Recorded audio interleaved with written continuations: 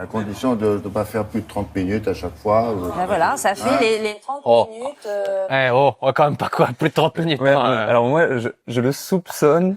Ça fait le 10e truc sur le running. Il sait que c'est faux, il n'en peut plus. Donc en fait, il a dit « Attends, on n'a pas dit cette connerie, je vais le dire sur le ton de l'humour et vous allez tous y croire. » Voilà, oui. Et voilà, ils y croient oui. tous. Ah oui, pas plus de 30 minutes. La popularité de la course à pied a explosé ces dernières années. Je pense que vous l'avez remarqué. Et les médias aussi. Ils courent, les Français. Je sais pas si c'est une bonne nouvelle. On a tous vu des reportages un peu discutables. Le programme d'aujourd'hui, c'est qu'avec Tristan, on regarde certains de ces reportages et qu'on les questionne, on va dire. Je m'attends au pire. C'est une vidéo qui est axée divertissement aussi, mais pour vous faire apprendre 2-3 trucs au passage quand même, parce que on en a marre des reportages qui disent de la merde. Poseur de PC. Ah non, c'est bien qui te pose en. Allez, c'est parti. On a la vidéo qui a été préparée. Alors, reportage de 2010. Olivier et son addiction à la course. Comment sa passion dévorante affecte sa vie de famille? Celui-là, c'est le classique, je crois. Après une demi-heure à ce rythme, Oh, c'est mon prêt. les sensations deviennent fortes. J'aime bien entendre le bruit de la pluie là qui tombe sur mon coupe-vent. Donc là, 2010, faut se remettre dans le contexte. Toi, ça fait 5-6 ans que tu cours. Ouais. Donne-nous un petit peu l'ambiance quand tu cours à cette époque-là. Soit t'es en club et tu fais comme lui, parce que lui il a une veste de club, donc à mon avis, ton petit coupe-vent trop long là, c'est celui du club. Tu fais tes compétitions le week-end, tu dis que tu cours, on te dit ah ouais. Et si tu vas au travail en courant à cette époque-là, alors là c'est terminé. Le principe d'avoir des douches au travail, c'était pas. C'est presque pas d'actualité. hypnotisant. Et c'est un sentiment de grande zénitude là. J'ai l'impression que je pourrais courir pendant 1000 heures là, sans m'arrêter. Une baguette vite avalée, et Olivier part immédiatement analyser la séance de ce matin sur son ordinateur. Synchroniser la montre. Ah, les montres de 2010, ça va falloir qu'on fasse un gros plan. Oui, je l'ai pas eu, mais ça c'est les premières Garmin, là, ça ressemblait vraiment. T'as vraiment genre un ordinateur, quoique les Phoenix, c'est pas beaucoup plus petit aujourd'hui. Waouh. Il envoie toute une série de données techniques à un entraîneur qui lui prépare son programme de course. Hop. On peut voir sur Google toute la trace grâce au GPS. Ça n'a pas beaucoup changé. Garmin, ça n'a pas changé en tout cas. C'est toujours la même interface. On voit qu'il y a des pics. Je fais surtout beaucoup de statistiques. En tant qu'entraîneur, une courbe cardio comme ça, le cardio-fréquence-mètre fonctionne moyen. On sent que la technologie est approximative. Attends, tu es mauvaise langue là. C'était une petite séance de fractionné. J'ai vu des interviews. Il relève même le kilométrage de ses chaussures. Ils ont 820 km. J'aime bien qu'il dit ça. Aujourd'hui, n'importe qui utilise Strava le fait. Donc en fait, c'est devenu une normalité. C'est marrant comment il le dit sur un ton de « regardez-moi cet ovni ». Aujourd'hui, c'est devenu banal. Au bout de 1200 km, faut commencer à les changer. 1200 km, c'est fou parce que en ce moment, j'ai l'impression que les marques nous disent que c'est plus 600, 800 km. C'est dingue que la technologie progresse, mais le kilométrage diminue, c'est fou ça. Hein. Je me demande à quoi c'est dû. Olivier a un blog pour raconter sa passion et il passe des heures sur les forums ou à monter ses propres films. Même à la maison, le marathon dévore le temps. 15e kilomètre, là j'ai encore le sourire, c'est bon signe sur marathon. Bon, il a fallu faire des choix entre passer toutes mes soirées sur les forums et puis rester à la maison. Donc j'ai énormément freiné cette activité. Alors c'est un sujet, l'addiction Internet, c'est aussi un sacré sujet. Est-ce qu'il passerait pas plus de temps sur ces forums sur Internet qu'à courir au final? Est-ce que c'est pas ça son plus grand problème au final? Est-ce que c'est pas un problème commun aussi? Parce que, oui. Ah non, la course à pied, ça me prend trop de temps. Oui, mais Strava et les réseaux sociaux et... Bon, si on passait que le temps à côté... Ça serait fou que genre 15 ans plus tard, on ait développé un truc qui fait que les gens sont addicts à leur téléphone et sont obligés de scroller. Ça serait marrant. C'est vrai que là, il était obligé d'aller se connecter à son ordi. Au moins, il y avait une barrière. Ma question, c'est combien de personnes aujourd'hui regardent ça et se disent « Ah, c'est marrant, la vision que j'ai de celui-là et que les gens ont de cette personne qui est négative de prime abord, mais en fait pas très différent de la vision que je devrais avoir de moi-même et de mon comportement vis-à-vis des... » Les outils sont différents, mais le comportement a pas beaucoup changé. Le jeune papa a pris conscience que sa passion tenait trop de place. Lucide. Je reconnais complètement que par rapport à la course à pied, je suis dans l'addiction parce que je peux pas supporter, je supporte difficilement de ne pas courir plus de 2 jours. Même au travail, Olivier réussit à s'adonner à son addiction. Alors, pour partir courir, tout est minuté. Il s'éclipse toujours à la même heure. Midi moins le quart. Ça, c'est ma montre de sport. Je commence C'était toi, j'enlèverais la chemise, on est ça montre. ici. Et puis, comme ça, je suis prêt à courir dès que je sors des vestiaires. À force d'entraînement, Olivier est passé cette année sous la barre symbolique des 3 heures pour faire 42 km. c'est encore 1 heure de plus que les vrais champions. Le taclage. T'as rien demandé. Nul. Regardez, ce le gros naze, il a fait tout ça pour rien. Ultra sportif, entre passion et danger pour la santé. Un bon petit titre comme on l'aime. Si ultra sportif, c'est 3 séances par semaine, je casse tout. Frédéric et son fils Mathéis sont arrivés très tôt pour repérer les lieux de la finale des Golden Trail avec un dénivelé dingue de 1400 mètres. C'est dingue. Le trail est un sport de plus en plus tendance. Le nombre d'inscriptions a triplé en 6 ans. Les coureurs recherchent toujours plus de difficultés, avec des terrains très techniques, des pentes impressionnantes et des parcours parfois de plus de 100 km. Frédéric, lui, n'en est pas à sa première course. Cela fait 25 ans qu'il pratique les courses de longue distance. Ils ont dit le kilométrage. En 1600 de dénivelé. Il faut tester les parties les plus délicates, histoire d'évaluer les difficultés, histoire de se préparer à avoir mal. C'est hyper raide là, ouais. Peut-être qu'on se rend pas compte de là, mais quand on est dedans, ouais, c'est vraiment raide. Ça a tapé sur les genoux et les chevilles, donc ça donne du grain à moudre aux journalistes. Ah oui, tout de suite. Ils sont tellement naïfs, ils sont dans leur sport, ils kiffent, ils se rendent pas compte que ça va leur retomber dessus. Au centre de médecine du sport de l'hôpital de la Tour à Genève, les blessés du sport sont en nette augmentation. Des sportifs amateurs à la recherche de la solution miracle pour être en forme le jour J, comme s'ils n'avaient pas le choix. Les amateurs deviennent de plus en plus pros sans être pros. C'est-à-dire qu'ils ont un job à côté, ils sont occupés, ils n'ont pas les moyens de s'entraîner, ni l'environnement pour s'entraîner, le coaching et tout ce qu'il faudrait pour être vraiment pro. Par contre, ils aspirent à des performances XXL. C'est peut-être ça ce qu'on constate le plus. Est-ce qu'il y a des conséquences sur ces amateurs qui en veulent toujours plus ? Oui, clairement. Dès le moment où on arrive dans des sports à rallonge, les sports d'endurance, les ultras et ces choses-là, on va consacrer de plus en plus de temps à pratiquer cette activité-là, alors qu'on a de moins en moins de temps pour récupérer et pour s'y préparer correctement. Donc, on va au-devant des problèmes. On y consacre de plus en plus de temps, alors qu'on a moins de temps. Je comprends pas ça. Qu'est-ce qui implique que les gens y consacrent de moins en moins de temps ? À part peut-être une mauvaise éducation. Dans tous les cas, moi, ce que je retiens de ce qu'il dit, et je suis plutôt d'accord, on veut faire toujours plus avec toujours moins. Et en gros, on prend des raccourcis, on dit, allez, c'est parti, je vais faire un ultra, un machin, alors que tu cours depuis 1 an et ton corps est pas prêt à ça. Jusque-là, plutôt d'accord avec... Mais voilà, c'est-à-dire que pour l'instant, je suis en mode, ok, les gens qui veulent en faire plus avec moins, en général, ça finit mal. J'ai l'impression que c'est pas ce qu'ils vont en conclure. C'est gentil pour l'instant. J'ai l'impression. Des corps poussés à l'extrême, Frédéric et Mathéis en ont bien conscience. Leurs articulations sont malmenées, mais peu importe. L'amateur fait souvent l'autruche. Mathéis, lui, prendra le départ avec l'insouciance de ses 17 ans et une entorse à la cheville qu'il traîne depuis 15 jours. Oui, 25 km en montagne avec une entorse. Ça a bien gonflé, et je n'arrivais plus à marcher le lendemain. Et j'ai repris les entraînements un peu rapidement et c'est tout le temps gonflé. Mais bon, je pense que ça va aller sur 25 km. Ils ont trouvé les bons clients quand même. Bravo. Tu vas avoir mal à la cheville pendant tes 50 prochaines années. Exact. Bon, là, c'est vrai qu'on peut pas trop les défendre. Entorse à la cheville, gonflé, pas soigné, je fais un trail 15 jours après. Il y a moyen de faire des trucs mieux encadrés, on va dire ça comme ça. Il y a de la marge de progression. J'ai envie d'y aller parce que ça arrivera jamais, peut-être jamais dans ma vie. Et du coup, je me dis, non mais là, c'est les Golden Trail finales. Enfin, tout est incroyable, quoi. Tout est bonnes conditions, tout ça. Je me dis, j'y vais, enfin, je fonce. Et quitte à que je me reblesse pendant la course, ce que j'espère pas.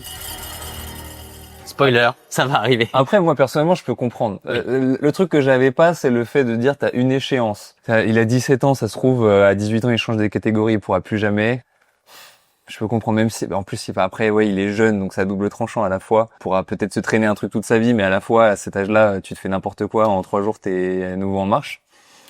Personnellement, je peux comprendre cette mentalité. Tu vois, où t'es à la limite de la bêtise, mais à la fois, tu te dis, bon, je vais vivre une expérience, ça va être quelque chose que je vais pouvoir, sur lequel je vais pouvoir capitaliser ensuite. La vie est faite pour être vécue. Bah, c'est ça, enfin, bon, ça sera sûrement le sujet d'ensuite, mais au final, une entorse, après, si c'est bien soigné, bon, c'est qu'il n'est pas en train de faire, actuellement. Je le vois mal faire sa bonne rééducation. Après ça, promis, je suis intelligent. Ouais, bon, c'est vrai, t'as raison.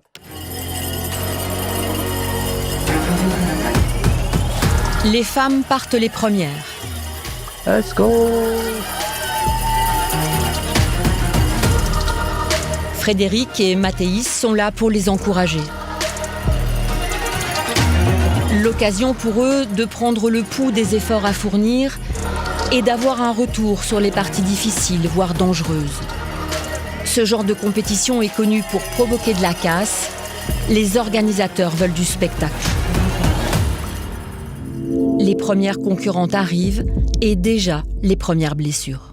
Alors là, déjà, est-ce qu'on considère une petite éraflure comme la blessure? Parce que là, pour l'instant, on voit des gens qui se sont effleurés, enfin, ce qu'on a tous fait quand on était gamin en faisant n'importe quoi. Pour moi, il n'y a pas de blessure pour l'instant. Oui, je fais des trucs. En fait, là, ce qu'on reproche aux gens, c'est de vivre. Ça, vous restez pas tranquillement dans votre canapé avec un boulot dans le tertiaire?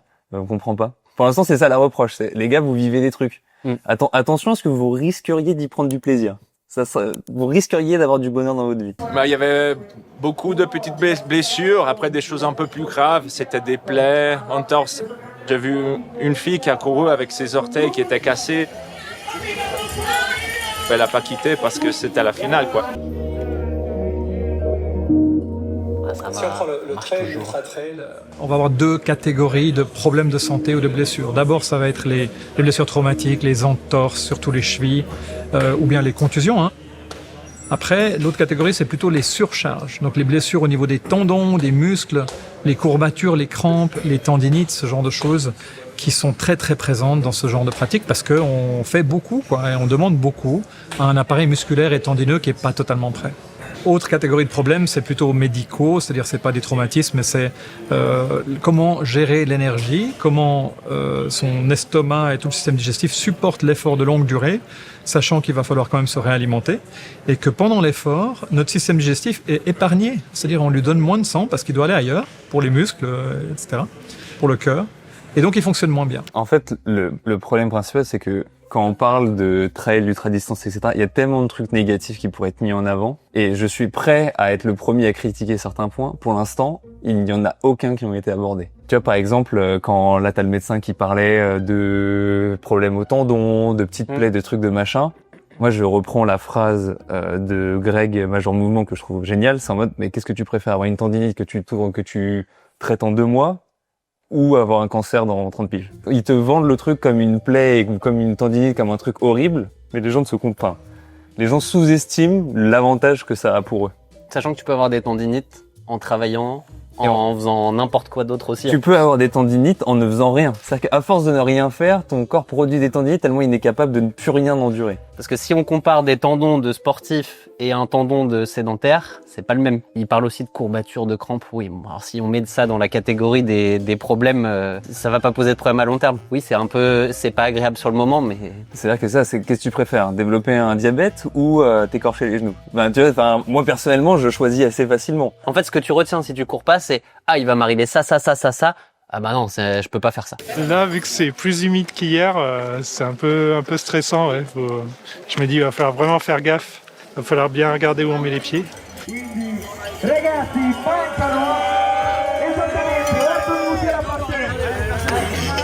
Les professionnels qui vont partir à 23 km/h. Il va falloir lui mettre en vent. Là, t'es en mode...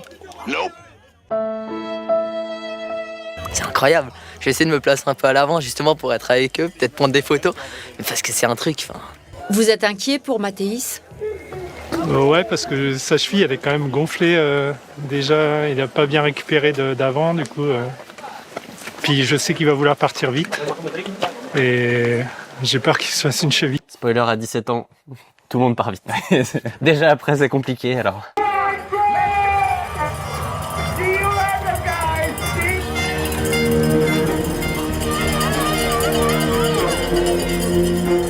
On s'est fixé cet objectif d'aller au bout, du coup, on va au bout coûte que coûte, quoi. Mais je sais qu'on se fait pas du bien encore. C'est juste qu'on va aller au bout du truc qu'on s'est fixé. Le mec, il a déjà regardé le reportage avant, en fait, parce qu'il dit « Mais je sais qu'on se fait pas du bien ». Pourquoi cet auto-discours d'auto-flagellation d'en fait, ce que je fais, c'est pas bien? Et surtout que tu pourrais avoir le contre-discours de dire que avoir une discipline et réussir à persister quand il y a des petits obstacles, parce que pour l'instant, il n'y a pas de gros obstacles. Oui. Et un gage d'avoir une qualité de vie supérieure à si t'abandonnes à chaque fois qu'il y a le moindre petit truc. Je me suis dit, bah non, du coup, je vais pas faire. Comme ça, au moins, je suis sûr qu'il arrivera rien de mal. Mais il se passera rien. Point. Toujours plus vite, toujours plus haut, toujours plus fort. La quête de l'exploit emporte le corps au-delà du supportable. Alors pourquoi ?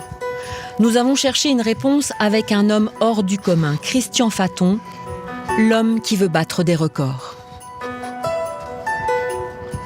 Au début, j'ai commencé par les courses de côte. Donc, après, je me suis mis un peu au marathon. Et gentiment, je suis monté les distances, 50, 100 km, des ultra-trails, du 24 heures, 48 heures, du 6 jours, le Tour du Mont Blanc, des courses par étapes de 64 jours. J'ai goûté un peu à tout, quoi. Ça part pas dans les extrêmes, là. Je sais pas si t'as des limites. Moi, j'en ai une, au-dessus de 24 heures. C'est ma ligne. Lui, j'ai l'impression qu'il l'a bien dépassé, là. Quand tu parles de 64 jours. Alors, cette année, mon but, c'est d'avoir plus de 7000 km de compétition. Et je me suis fixé cet objectif un peu débile parce que j'ai vu que certains, ils faisaient les autres années 5-6 000 km de compétition. Puis j'ai voulu voir si c'était possible. Vous me disiez que c'était un objectif un peu débile. Pourquoi vous dites ça ? Parce que physiquement, si on n'est pas habitué à un gros volume, le corps ne va pas tenir. On risque des blessures. Et puis mentalement, certains, ils font une course de 200 kg, il leur faut 6 mois pour récupérer. Moi, j'ai cette chance que ce qu'il y a derrière, c'est derrière. Et je regarde toujours en avant, quoi. Le mec a apporté les nuances nécessaires. Si t'es pas prêt, c'est une connerie. Un piquant, moi, ça fait 1000 ans que je fais ça. Pour moi, c'est plus normal. Un stress, voilà. Et le fait de dire, il y en a en effet qui mettent beaucoup de temps à y en récupérer. Et je pense qu'avec son bagage, lui, ça va. Pour le coup, là, rien que sur la frame ici, on voit que le monsieur, il a un tendon qui est moi, je l'ai pas, celui-là, par exemple. Et je sens quand même que le mental joue un grand rôle. Et après, chaque week-end, quand même, je sens que je deviens hyper émotif, quoi. Puis ça, je sais que c'est de la fatigue un peu anormale, quoi. Un peu beaucoup de fatigue, quoi. Donc, j'essaie de beaucoup dormir, mais je sens quand même que là, je suis pas loin de mes limites, quoi. Faut pas jouer au fou, quoi. Christian Faton reconnaît une certaine folie dans la pratique de son sport. À 65 ans, il est cassé de partout. Il avoue même un peu honteux ne plus pouvoir mettre ses chaussettes. J'ai eu des inflammations dans les pieds, une fissure dans le péroné, un peu d'arthrose dans les genoux. Des fois, les mollets ont claqué. J'ai eu des fissures au sacrum, de chaque côté, des séries de lumbago, les dorsales qui sont tassées. Ça vient clairement de la course à pied. J'ai eu des inflammations dans les côtes, les courses par étapes. On a des coups du gravier. J'ai même pas envie de commenter parce que c'est tellement un 0,0001% des sportifs qu'en fait, et encore, t'as envie de dire, à 65 ans, il y en a qui ont les mêmes symptômes en faisant rien, donc J'ai exactement la même analyse pour le moment. C'est, 65 ans, le mec a pas l'air si mal, j'en connais qui vont bien moins bien. Et deuxièmement, j'aime bien comment subtilement dans le montage, ils mettent ce mec-là au même niveau que le père et son fils juste d'avant, qui vont faire une petite course qui va leur durer quelques heures. 7000 km de course, c'est 150 bornes par semaine. Donc on sent qu'il y a un problème d'échelle et tu sais, ils te le mettent au même niveau comme s'il n'y avait pas de nuance à apporter. Ils sont malins, hein.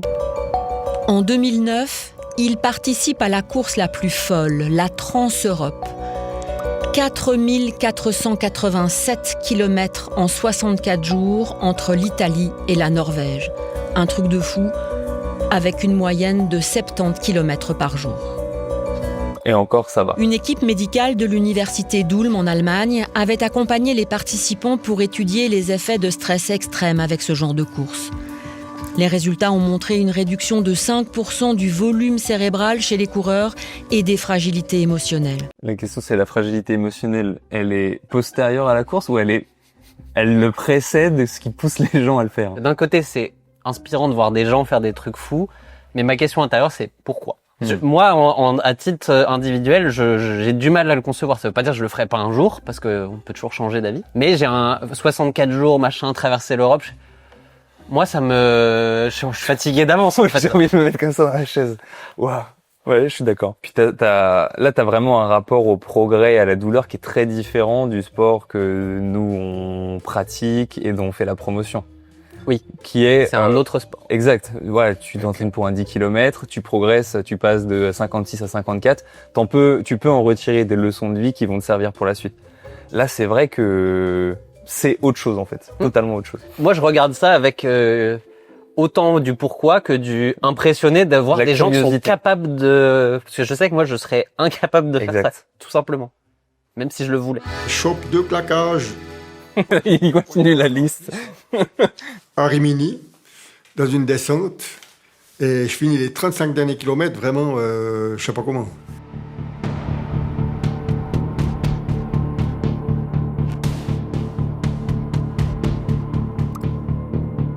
Les photochocs. Tout le temps, je me disais, bon, ben, j'essaie au moins de finir l'Italie. L'Autriche aussi. Après, je me dis, bon, j'ai quand même l'Allemagne. Tout le temps, une motivation supplémentaire pour avancer. Et à l'arrivée, pour moi, c'était...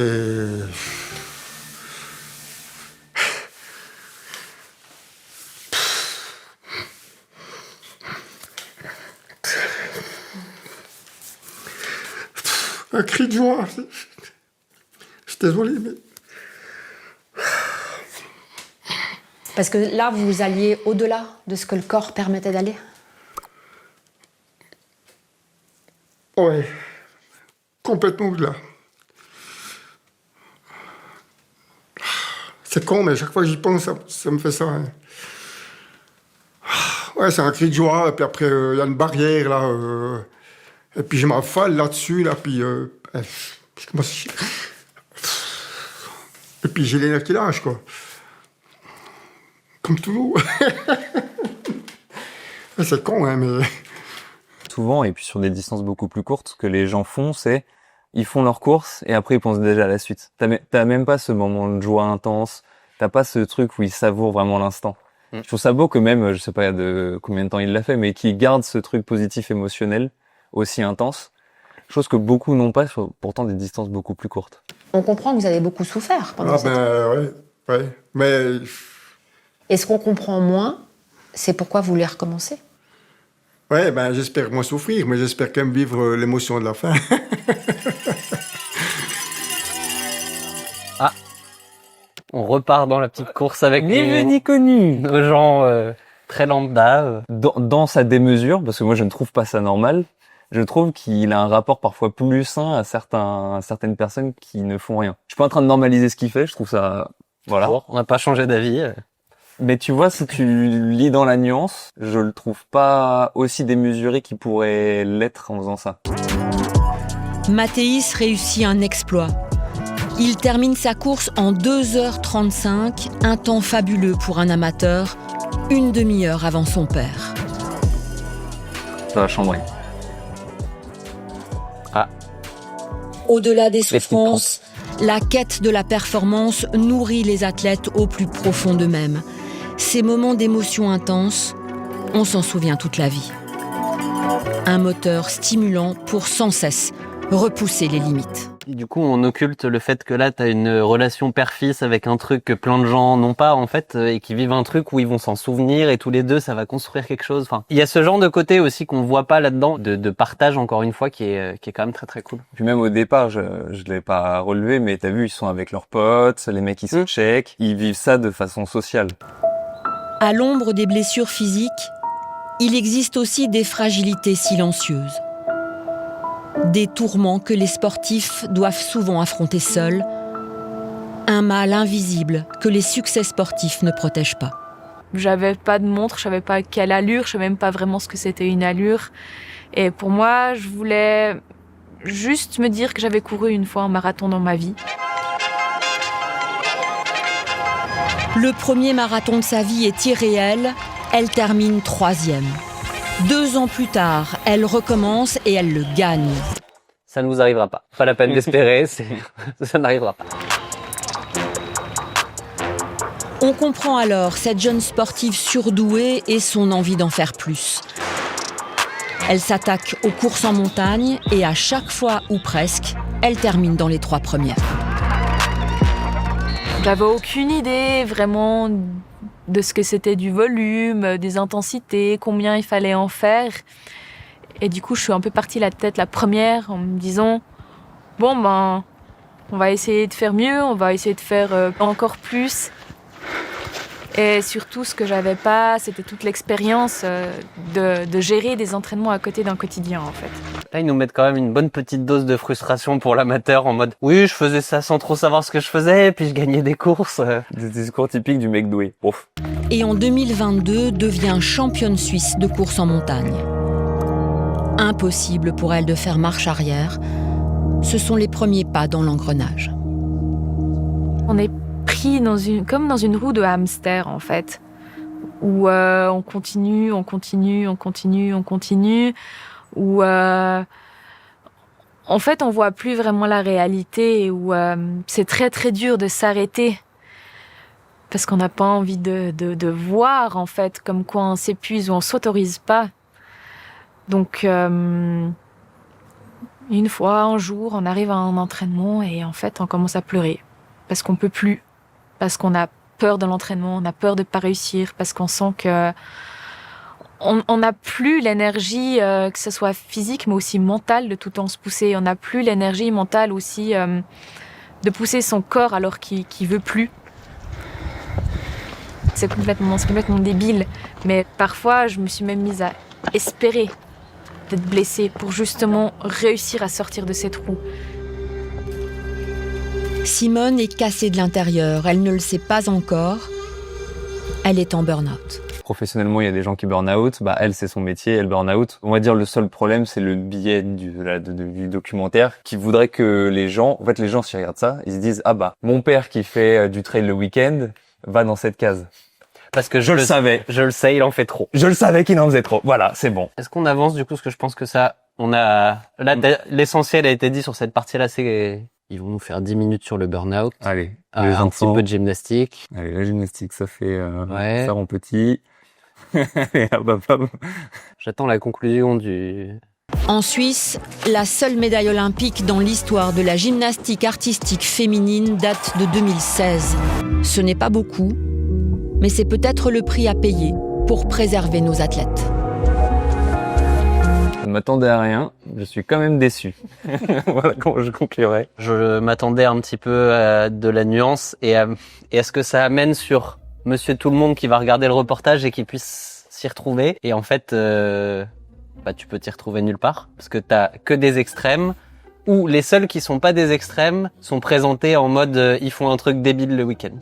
Il y a tellement de choses à dire sur les démarches extrêmes pour justement servir le bien sanitaire général. Ça n'a rempli aucune case. Tu peux prendre le même reportage, tous les trucs qu'il y a dedans avec une intro qui dit que tu vas faire un parallèle ensuite à votre pratique pour vous donner les conseils de ce qui serait logique de faire dans une pratique, on va dire, non extrême. Et là, il y a aucun moment, en fait, où ça fait un parallèle positif sur la pratique du sport de Monsieur Tout-le-Monde. J'en reviens, en fait, à la simple analyse de quel est l'objectif que cherche à remplir ce documentaire. Le seul que je peux voir, c'est ne faites pas ça, c'est de la merde. On part en 2015. Là, on était sur un portage 2025 en plus, hein. C'était du récent, c'était... Là, c'est le plus progressiste de ce qu'on va voir vis-à-vis du sport. Est-ce que l'abus de jogging est mauvais pour la santé? Non. Allez, c'est bon, tu peux se passer...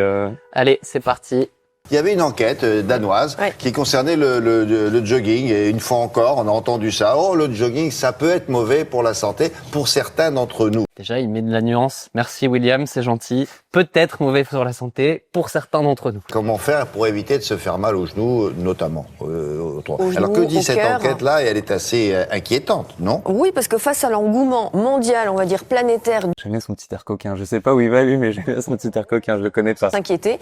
Ils disent n'importe qui pousse en fait son corps, se met dans le rouge et il ne faut pas se mettre dans le rouge quand on fait de la course. Et ils ont modélisé ça. Ils ont estimé que la fréquence idéale pour optimiser son espérance de vie en faisant du running, c'est 8 km/h. Vous ne devez pas courir à plus de 8 km/h et pas plus de 2h30 par semaine, fractionné en 3 fois. Et on revient aux 50 minutes 3 fois par semaine. On en revient... 50 minutes 3 fois par semaine. On en revient à 8 km/h. À 8 km/h, à quelque chose... Qui vous donne des... Ouais, exactement. À quelque chose donc de progressif, de doux, mais surtout de régulier. Il y a des semi-professionnels ou des gens qui font ça tous les 3 jours, ils vont dire mais c'est ridicule. Ce sont des sportifs de haut niveau. C'est tout. En même temps, il n'y a pas besoin de la C'est là qu'en fait, là, c'est simple. T'imagines dans la tête de cette personne qui doit représenter son époque. Au-dessus de 3 fois par semaine, 50 minutes, 8 km/h, c'est des professionnels. Il faut que ça soit 8 km/h maximum. Ta taille, ton poids, ça ne change rien. Ton niveau de condition physique, ton passé sportif. Ce que j'aime bien, c'est le fait de prendre une étude. On sait ce que c'est de prendre une étude parmi 1000. C'est-à-dire qu'on trouve toujours une étude qui va dans son sens, d'en prendre les conclusions sans connaître le protocole, ce qui a été testé, etc. Et de dire, bah voilà, et ben on fait ça. C'est marrant parce que moi je connais un truc qui s'appelle l'OMS qui dit des trucs très différents de ça. C'est fou. C'est plus récent que le 2015, mais bon. C'est le principe de l'argument d'autorité. Minutes 3 fois par semaine. On en revient à 8 km/h. À 8 km/h, à Faut quelque acheter une montre chose. qui vous donne les... Ouais. On sent qu'il est pas convaincu. On sent qu'il a la réflexion de se dire, ce que t'es en train de me dérouler là, je sais pas quelle heure il est 8h50, c'est de la merde. Même pas 7h50, j'ai pas confiance. Point positif, ils disent qu'il faut faire 3 entraînements dans la semaine de 50 minutes. Peut-être qu'à l'époque, c'était déjà un progrès. 2015, honnêtement, on est loin de l'engouement qu'il peut y avoir aujourd'hui sur la course à pied, le sport, bien-être, santé. C'était pas très tendance, la course à pied. Ça commençait à prendre un petit peu, mais on n'était pas dans le boom où c'est aujourd'hui, où tout le monde court, tout le monde sent que ça lui fait du bien. Là, en fait, je pense qu'il y a beaucoup de gens, quand ils entendent ça, ils sont en mode, ah oui. Aujourd'hui, peut-être, tu mets le même discours, une majorité qui sont en mode, en vrai, si on cherche le positif, t'avais déjà ce truc de pas stigmatiser la course à pied en mode ça fait systématiquement mal. Moi, mon père, on lui a empêché de courir parce que il avait, je sais pas trop quoi. Tu vois, on lui dit la course à pied c'est mort pour toi. Bah tu vois en fait, c'est-à-dire que il y a déjà ce truc constructif de on peut faire 3 fois 50 minutes, 8 km/h, il se passera rien. On va rester là-dessus. On va pas prendre de... Pour 7h50 du matin, c'est une bonne dynamique. Mais surtout de régulier. Il y a des progressif, régulier. Il y a des bons termes. On est d'accord. Tous les 3 jours, ils vont dire mais c'est ridicule. Ce sont des sportifs de haut niveau. Ce sont des sportifs de haut niveau. D'abord, pour ne pas confondre, René. Oh, le même. Ouais, mais on est 1 an plus tard, je crois. C'est déjà mon préf. C'est William. C'est les dates de publication sur YouTube. Ok. Ah. Donc c'est peut-être parce que lui, je te dis, il est à la retraite maintenant. Ok, d'accord. Puis à la retraite, genre comme Michel Drucker, pas d'hier, pas 62 ans, quoi. Ok. D'abord, pour ne pas confondre le running, le footing, qu'est-ce qu'il y a encore Le jogging. Le jogging, c'est pas la même chose. Running, c'est quoi? C'est exactement la même chose. Ces 3 termes sont tout à fait équivalents et ils font tous référence à la course à pied. Maintenant, pour ceux, parce qu'il y a énormément de discussions, si on regarde un petit peu sur Internet et sur les réseaux sociaux, ceux qui se disent runners. Salon du running. Bon, là, on n'y était pas encore avec Campus, ça n'existait pas à l'époque. Vu la DA, ça date. Font vraiment une différence. Pour eux, le jogging ou le footing, c'est la course à pied du dimanche pour faire un peu de sport, pour faire un petit peu de poids, alors que le running, ce serait plus une pratique régulière, une discipline dans laquelle il y a des défis, on se lance des défis, il y a aussi des objectifs de performance, courir plus, courir davantage, plus longtemps, participer à des courses, s'inscrire au marathon par exemple, et puis une discipline aussi dans laquelle il y a un mental. Hein, il y a vraiment l'idée du dépassement de soi. Ce qu'ils veulent nous dire, c'est que les runners, moi je suis pas le petit rigolo qui fait 300 mètres le dimanche avec ses baskets neuves. Moi, c'est autre chose. Voilà. C'est une discipline, un mental, une sorte d'hygiène de vie. Je suis assez d'accord avec eux que parfois, il y a un petit côté élitiste dans n'importe quel domaine qui est insupportable. Oui. Les gens, ils veulent venir, ce sont des débutants, ou alors ils n'ont pas une pratique aussi poussée que toi, et les gens se sentent obligés de ramener leur science de « Ah oui, mais moi je fais plus ».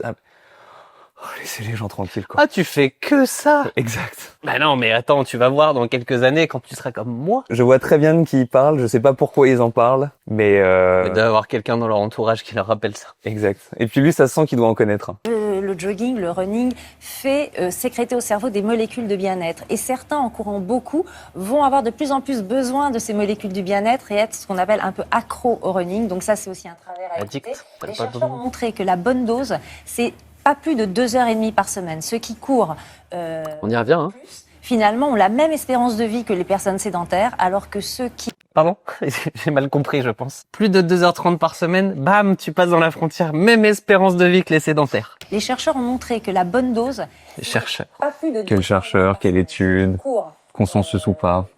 Finalement, ont la même espérance de vie que les personnes sédentaires, alors que ceux qui ne dépassent pas 2h30 de course à pied par semaine ont la meilleure espérance de vie. Ma question, c'est est-ce que c'est acceptable d'avoir la même espérance de vie que quelqu'un de sédentaire, ou est-ce que c'est dramatique? Parce que si c'est acceptable, imagine tout ce que tu peux réussir à acquérir en faisant de la course à pied et en n'impactant pas ta longévité. Donc ma question c'est, est-ce qu'elle le dit d'un point de vue positif ou est-ce qu'elle le dit attention à pas avoir la longévité de quelqu'un de sédentaire parce que c'est cata?